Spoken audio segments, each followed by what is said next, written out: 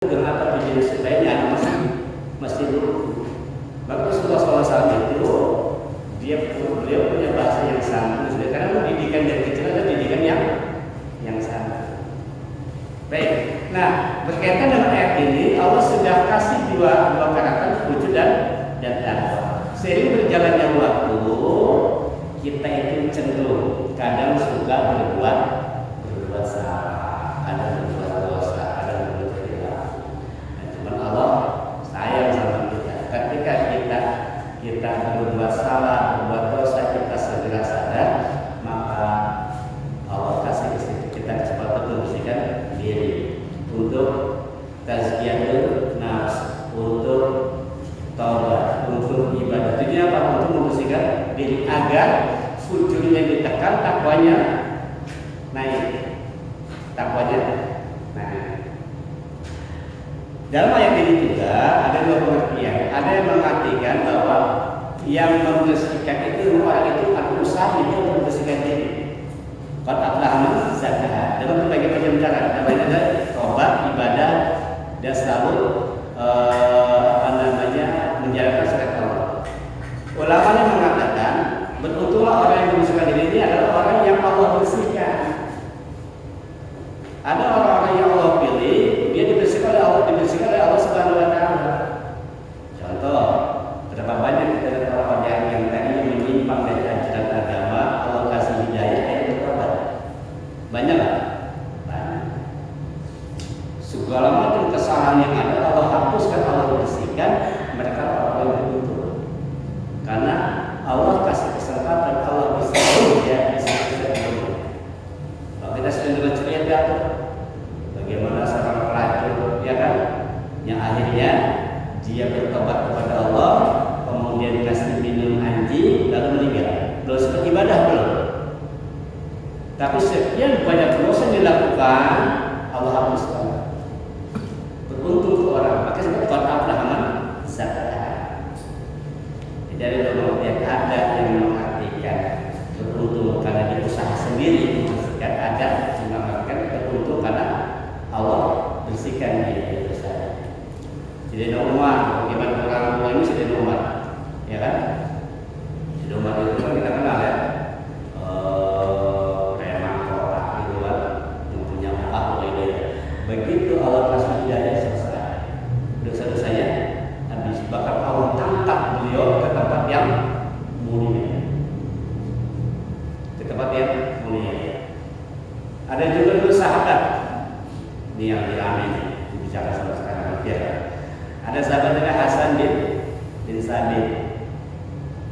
Beliau itu adalah penyair Rasulullah. Dulu itu Rasulullah itu memiliki sahabat dengan berbagai macam karakter. Ada pedagang, ada pebisnis, ada petani, ya kan? Ada yang macam-macam. Termasuk pada yang penyair juga ada. Orang yang di bidang seniman juga ada. Nah, salah satunya ada dulu seorang yang namanya Hasan bin Sabit. Hasan bin Sabit ini masuk Islam dalam usia 60 tahun. Jadi lebih tua daripada Rasulullah. Nah, beliau ini memiliki kelebihan. Beliau itu adalah seorang pujangga. Pujangga kelas atas. Beliau itu kalau mau konser, bahasa konser, itu kalau beliau mau konser itu nggak pernah sepi, bahkan orang-orang kalau yang ingin dibuatkan syair oleh dia, ingin dibuatkan lagu oleh dia, itu harganya mahal. Makanya hanya orang-orang kaya yang pembesar-pembesar saja yang bisa minta tolong ke Hasan bin Sabit untuk dibuatkan syair, dibuatkan lagu oleh Hasan bin Sabit. Nah, salah satu Hasan bin Sabit, semua syair, semua apapun yang dia buat pujangga ini, ketika dibacakan itu orang pasti kagum.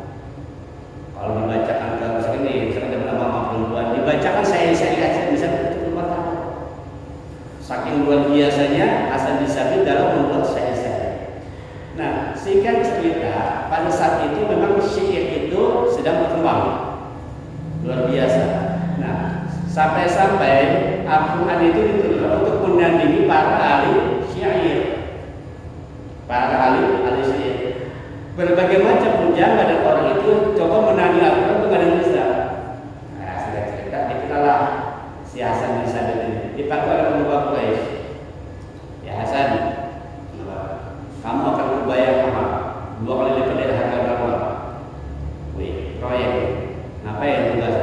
tugasmu membuat saya untuk menghina Muhammad. Tidak tahu kalau misalkan harga syahid biasa dijual 200 juta, saya akan bayar 400 juta. Bahasa kasar gitu ya. Nah, oke. Cuma saya minta satu syarat. Sebelum saya membuat syahid saya ingin lihat dulu orangnya kayak apa. Muhammad itu bagaimana orangnya. Oke. Singkat cerita, besokannya Nabi itu salam itu tiap hari tawaf, Pak.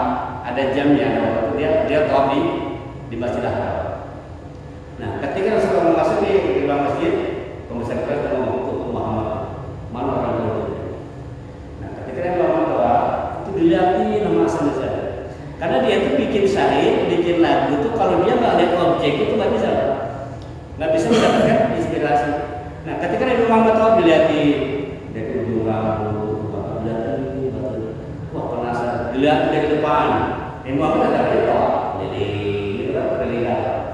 Lihat dari depan, lihat dari belakang, di ujung sampai Rasulullah selesai tawaf, Rasulullah pulang ke rumah. Ini orang masih ngomong, dia di sana masih bingung bikin.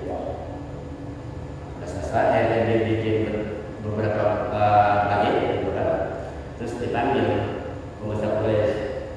Ya Tuhan, bagaimana Hasan? Sudah begini. Ini saya balikin duitnya. Loh, kenapa? Setelah saya Muhammad ternyata nggak ada celahnya, saya nggak bisa. Ini saya balikin duitnya. Dan dengar bahwa saya bersaksi asyhadu an la ilaha illallah wa asyhadu anna Muhammadar Rasulullah. Hasan bin Sabit malah masuk Islam. Masuk. Bahkan beliau membuat sebuah syair yang terkenal, ya, yang terkenal. Saya dulu. Kalau kita bahasanya saya belum pernah aku melihat manusia yang sangat bahkan cahaya itu membutakan mata. Pokoknya kalimat saya yang sangat memuji Nabi dan Muhammad. Nah, ketika beliau masuk Islam, seringkali Hasan Basri itu membuat isi memuji Rasulullah dengan sastra yang dia punya. Maka beliau itu sebutnya penyair Rasulullah. Ya. Nah, singkat cerita itu zaman dulu Pak, kalau syair itu konser itu selalu dibuat apa tuh? Semacam kalau zaman sekarang itu pasti ada minuman keras, pasti ada perzinan, pasti ada segala macam. Nah, perbuatan ini menyebabkan lalai.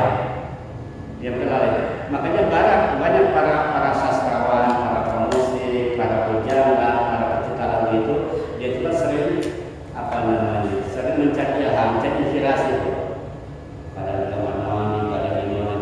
Nah, seringnya dia mencari ilham itu akhirnya dia lalai, lupa akan ibadah kepada Allah Subhanahu wa Ta'ala. Ini pertama. Yang kedua, kenapa dilarang? Karena ternyata banyak sekali para sastrawan, para pujangga, ketika dia berkata, ketika dia bersaing itu banyak bohong, banyak bohong, karena tidak sesuai dengan fakta.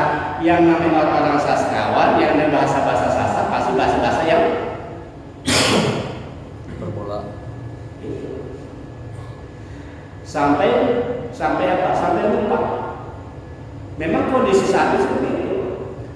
Asal bisa gitu kalau dia konser itu jam 2 loh, baru siapa? Selesai nanti subuh. Dan zaman dulu itu kalau dengar musik, dengar konser gitu, itu nggak ada tetap. Jadi nonton langsung. Sama kayak di zaman dulu kecil kalau mau nonton di layar tancap. Nggak ada yang namanya handphone, nggak ada. Jadi nggak bisa nonton itu Bang. Kalau mau nonton, sama nonton wayang kulit itu semalam suntuk Pak. Nah, akibat perbuatan itu melalaikan.